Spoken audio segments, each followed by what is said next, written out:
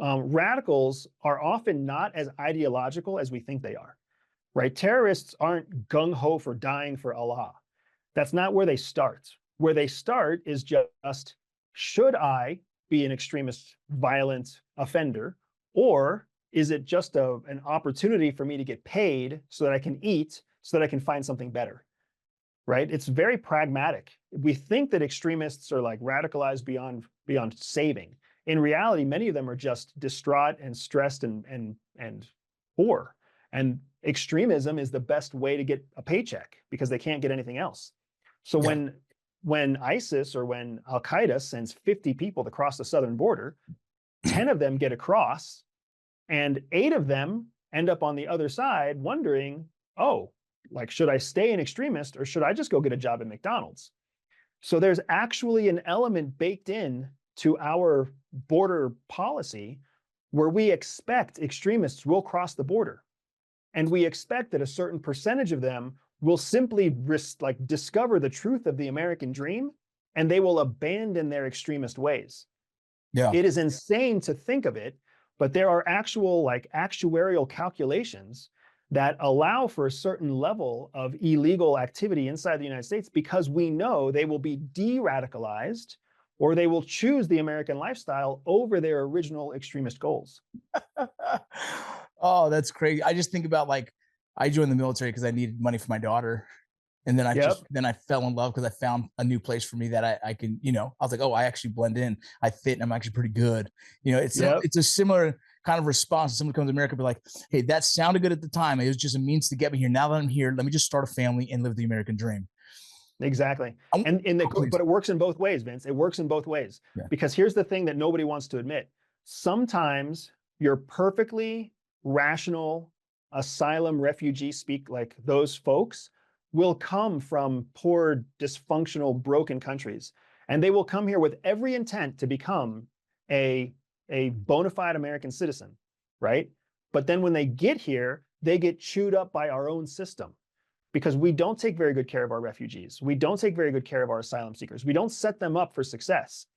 And then after they're already here, isolated from their families, isolated from their culture, isolated from their religion, and abandoned, they can still radicalize. Yeah. And that's one of the most dangerous elements to, again, our border security challenges, is that when we let someone in, sometimes we cut them off from their own culture and resource network, and then they radicalize from within.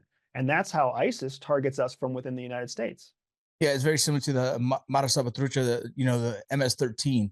A lot of them were illegal immigrants that come down to LA. A lot of them didn't fit in because they weren't Mexicans, so then they created their own little gang that eventually became more powerful because they had to be more violent to gain respect. It's just a similar concept to that. I want to go back to what you said, that some of the well-funded transnational organizations, and they come here on false pretenses, a visa, they get an education here. And you said that almost as if this could happen, but you and I know this has happened, correct? It is happening. Right. Right. Yeah, this is happening currently to this day. Like this to this day, man. Often. To this day. So I think it was a metric from 2016. So I haven't checked it recently. The vast majority of law school graduates in a handful of liberal states were actually foreign nationals. Chinese people, Russian people, Turkish people, Saudi Arabians coming to the United States to get law degrees. Well, guess what fucking law they're studying, Vince? What? American law. Why is a foreigner coming to get a law degree in the United States only to then leave the United States to go practice law? What sense does that make?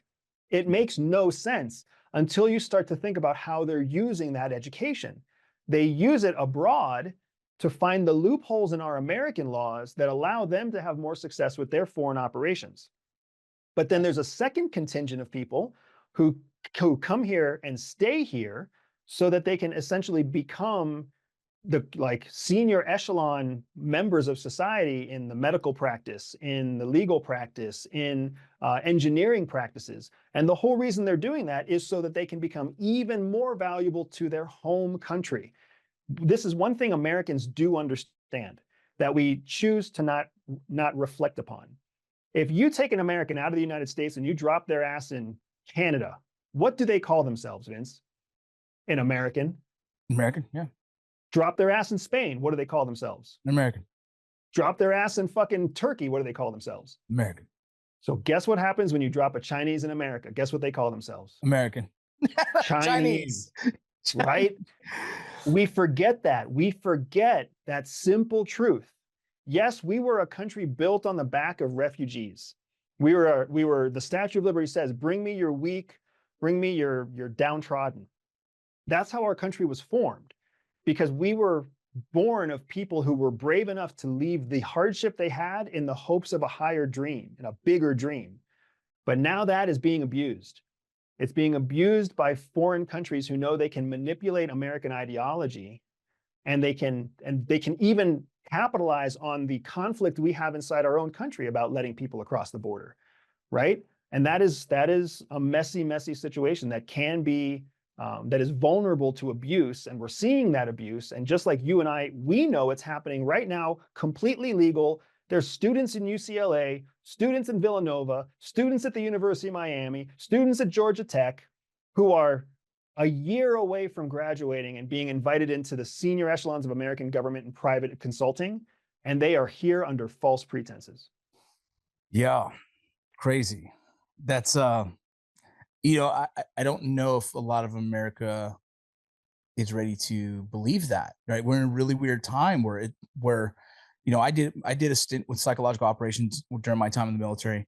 And so I realized how hard it is for people to take in information at times and to grasp what's truth and what's not. It's part of the division we have currently in this country by all the media that's using, influential, I wouldn't say shop in itself, but using media campaigns to essentially influence individuals in their thought process.